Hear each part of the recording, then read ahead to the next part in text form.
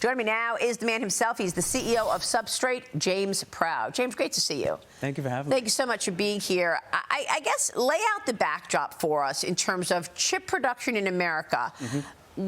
What is at stake when you understand those chips and the ability of those chips to empower so many industries that are important to our national security? 100%. I mean, yesterday in Vegas, you saw Jensen unveiling the Vera Rubin, which is the most powerful chip in the world. I believe those are being actually produced in Arizona now. So this is like a huge deal that we're able to actually build these in the United States. But what's at stake is that the entirety of the United States growth and economy, like one of the major drivers of this now is this AI infrastructure build out. And we can't be reliant on overseas production to actually power this growth engine in the United States. Absolutely. I totally agree. And I think it was just brilliant of President Trump to use tariffs as a way to lure in companies to fire up their supply chains here because they weren't doing it. So, right? I mean, before President Trump came with these tariffs, there was no fire under these companies to say,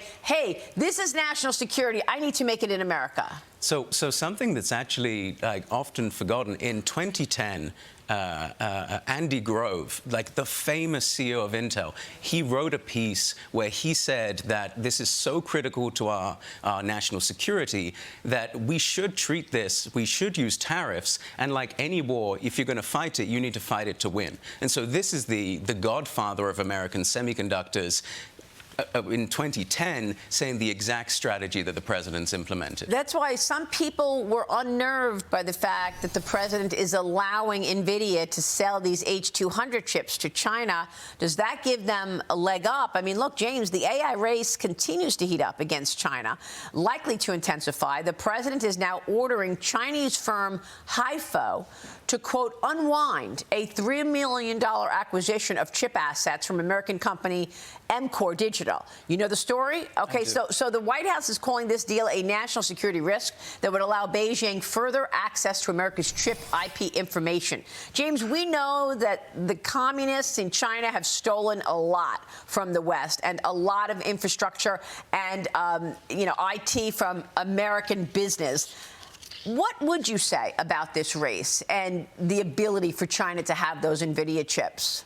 Well, this is a very complex national security issue on the selling the chips to China, and I trust the president and his national security team to figure out the pros and cons there. But something that came out just before Christmas was reporting on how China has actually caught up in this really key part of the manufacturing process, that advanced lithography. This is something that everyone believed that would take a decade plus for them to get anywhere. They now have these working tools in China. And so I think that we now need to start grappling as a country with the question of what does it look like if China can actually produce advanced semiconductors domestically? If that's the case, then this is a completely different race that we're now in versus the one before, where we were able to withhold all of the technology and occasionally grant them these licenses. I mean, we know that they hold us hostage. Look what they're doing with rare earth minerals. Before we all went on holiday, we were hearing stories of how they were demanding information from corporations